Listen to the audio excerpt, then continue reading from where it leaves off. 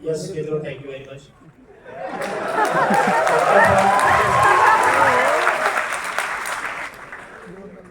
मैं जानना चाहूंगा कि आप में से कितने लोग पिछले 3 महीने से तैयारी कर रहे हैं, मतलब उससे ज्यादा नहीं, सिर्फ 3 महीने, बहुत कम। अच्छा, कितने लोग एटलीस्ट 6 मंथ से तैयारी कर रहे हैं? काफी सारे। 1 साल या उससे ज्यादा तैयारी करने वाले काफी सारे। तो आपको सब बेसिक चीजें पता ही होगी, बाकी ब्रोशर में आपको दिया है। फेब्रुआरी में नोटिफिकेशन आता है, प्रीलिम्स होती है, प्रीलिम्स के अंदर जीएस का पेपर, एप्टीट्यूड पेपर और ये सब, तो यू आर वेल अवेयर, फिर बाकी सब सब्जेक्ट्स। जहाँ तक सेमिनार की बात है, तो ऐसे में कई सेमिनार कर चुका हूँ पिछले कई साल। 2 टाइप के स्पीकर होते हैं। एक ऐसे स्पीकर होते हैं जो बस मोटिवेशन की बात करें कि आप सब लोग आए हैं और आप सब लोग सिलेक्ट हो जाएंगे, जो कि कभी हो नहीं सकता, क्योंकि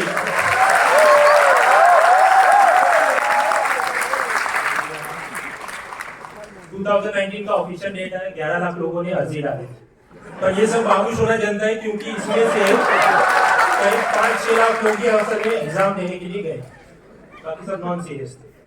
उसमें से करीब 11,000 ने प्रीलिम्स क्लियर की, उसमें से फाइनल 900 लोग 2019। तो इतनी जगह पर आप ये कर रहे हैं।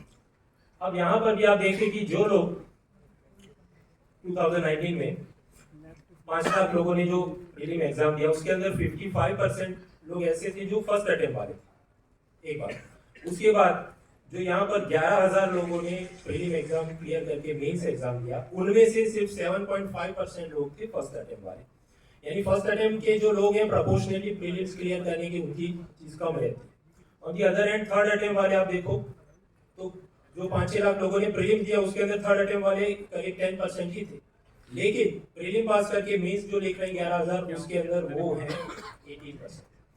यानी कि ये जो एग्जाम ऐसी है कि उसके अंदर ये सेकंड थर्ड अटेम्प्ट वाले, उनकी एडवांटेज इस हिसाब से कि जो आजकल प्रश्न आ रहे हैं, खासकर only 1 pair correct, 2 pair correct, तो वो पेरिफेरल नॉलेज से उसको एलिमिनेट करने में उनको थोड़ी नॉलेज ज्यादा होती है। तो do not take the things casually कि मैं तैयारी कर रहा हूँ, और ऐसा नहीं है, आपको बहुत मेहनत करनी है। अब यहाँ पर इंडियन एक्सप्रेस और बाकी भी अलग अलग जगह आपने रिपोर्ट में देखा होगा कि प्राइम मिनिस्टर मोदी जी ने कहा है अगले 18 महीने के अंदर करीब 10 लाख सरकारी नौकरियां होगी। तो हाँ, ये हो सकता है आप में से सब लोग IAS IPS ना बन सके, लेकिन कहीं ना कहीं इतनी सारी जॉब से तो आप कहीं तो सिलेक्ट हो ही सकते हैं। उसका एक कारण ये शनि रवि की छुट्टी में आप करने को और भी कुछ कर सकते थे, पठान मूवी देख ले, लेकिन आपने अपना समय निकाल के आप इधर आए।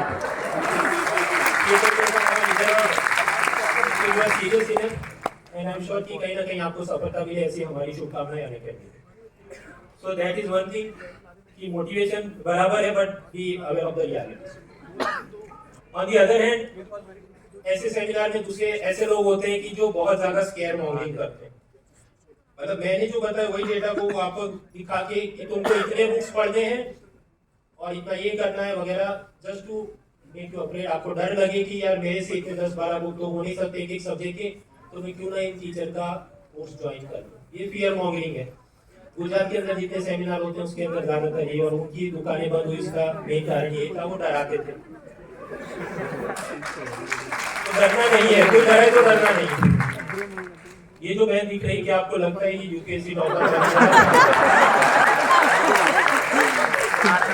बड़ी सिटी से है, टॉप कॉलेज से, full coaching, royal entry personality, तो हमारे दिमाग में ऐसा बैठ गया कि ऐसे लोग ही IAS बनते हैं। मैं आपको कहना चाहता हूं कि हाँ ये बनते हैं, लेकिन ये भाई भी बन सकते हैं।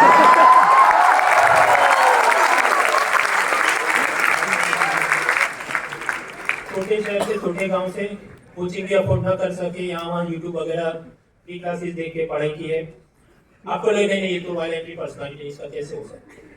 वो इसलिए क्योंकि यूट्यूब पे आपने सिर्फ 4-5 लोगों को देखकर आपके दिमाग में फ्रेम बनाए कि IAS ऐसा होता है, जबकि मैं आपको दिखाऊं ये सब लोग जो मेरे साथ खड़े हैं येलो शर्ट में, ये सब के सब IAS होते हैं। तो फिर द थिंग इज, आप जो दिमाग में यूट्यूब का एल्गोरिथम आप जानते हैं, अगर 10,000 लोगों ने एक वीडियो देखा तो बाकी 10 लाख लोगों को भी वो ही देखा है।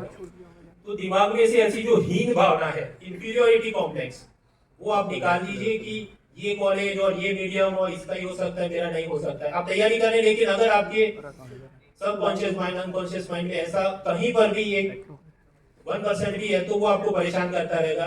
सो प्लीज थ्रो इट आउट। हर एक व्यक्ति कुछ ना कुछ बन सकता है।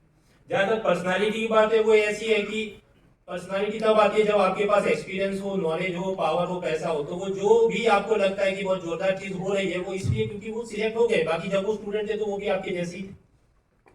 मैं अभी बाहर आ रहा था तो ये वीडियोग्राफर ने कहा आपका रॉयल एनटी का वीडियो बनाते, मैंने उसको मना किया। कुछ लोग साक्षी भी हैं, ये सब की जरूरत नहीं। जहां तक बात है स्ट्रेटेजी की, अभी कुछ दिन पहले मैंने 500 बार स्ट्रेटेजी बताई थी, ज्यादातर लोगों ने देखी नहीं की, तो मैं उसमें जा नहीं रहा। दूसरी बात, ये 1-2 घंटे के अंदर सब बातें हो नहीं सकती। हर एक सब्जेक्ट, उसका हर एक MCQ, it is a beauty in itself. तो उसकी सब आपको जोरदार समझ देने के लिए अनअकैडमी का ये ऑफलाइन सेंटर, वहाँ पर हमारे बड़े बड़े टीचर्स, पॉलिटी सब्जेक्ट एमपुरी साहब, इकोनॉमी विवेक सिंह साहब, हिमांशु सर है ज्योग्राफी के लिए, सीसेट के लिए ऋषि भार्गव सर, पीयूष सर है हिस्ट्री के लिए। तो वो सब उसके अलग अलग ओरिएंटेशन सेमिनार्स हैं, वो भी फ्री में है, जहाँ पर डिटेल में प्रश्नों के साथ, ट्रेंड के साथ सब आराम से चर्चा हो। यहाँ पर मैं सारी बात आपको बता नहीं पाऊंगा, तो मैं जल्दी से आपको ओवरव्यू दूंगा कि करना क्या है। बीच में मैं थोड़ा वर्ल्ड लिटरेचर के बारे में पढ़ रहा था मतलब कि वो विकिपीडिया से समरी देख रहा था। तो दांते ने एक कविता संग्रह लिखा था, डिवाइन कॉमेडी, जिसके अंदर कुछ 3 भाग हैं और उसमें 9 सर्कल्स ऑफ हेल, नर्क के भी 9 स्तर हैं और अलग अलग पाप के हिसाब से आपको अलग अलग सजा मिलेगी, ऐसी बात। तो फिर मैं सोचा यूपीएससी में भी कुछ ऐसा ही है।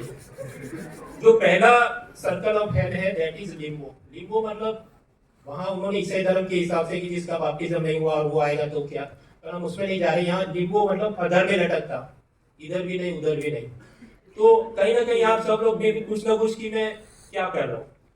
फॉर एग्जाम्पल, प्रीलिम एग्जाम देता है, आंसर की देख रहा है कट ऑफ होगा कि नहीं, उस लिम्बो अदर अवस्था में वो 2-3-4 हफ्ते तक मेंस की तैयारी नहीं कर रहा है। और फिर उसके चलते प्रीलिम भले फेल हुआ, मेंस का भी उसका सिलेबस नहीं कंप्लीट हुआ, नेक्स्ट ईयर यहाँ तक पहुंचा तो उसका वही रोना है कि मेरा तो ऑप्शनल अभी तक नहीं। तो भाई तुम 1 साल से कर रहे तो तुम्हें क्या। तो ऐसे सब नरक में मत रहो। दूसरा, अभी की 2023 का अटेम्प्ट में दूं कि नहीं, ऑप्शनल सब्जेक्ट क्या लूं, लिया है फिर कोई और बता रहा है इसका सक्सेस रेट ज्यादा है, तो वापस वो अदर अवस्था में कि मैं छोड़ दूं कि नहीं। मीडियम क्या, इंग्लिश में लिखूं, हिंदी में लिखूं, कोई और भाषा में, पोस्ट ग्रेजुएशन करूं, कैंपस रिक्रूटमेंट में बैठूं, स्टाफ सिलेक्शन, स्टेट सर्विस दे दूं, कोचिंग ज्वाइन करूं कि नहीं, टेस्ट सीरीज ज्वाइन करूं कि नहीं।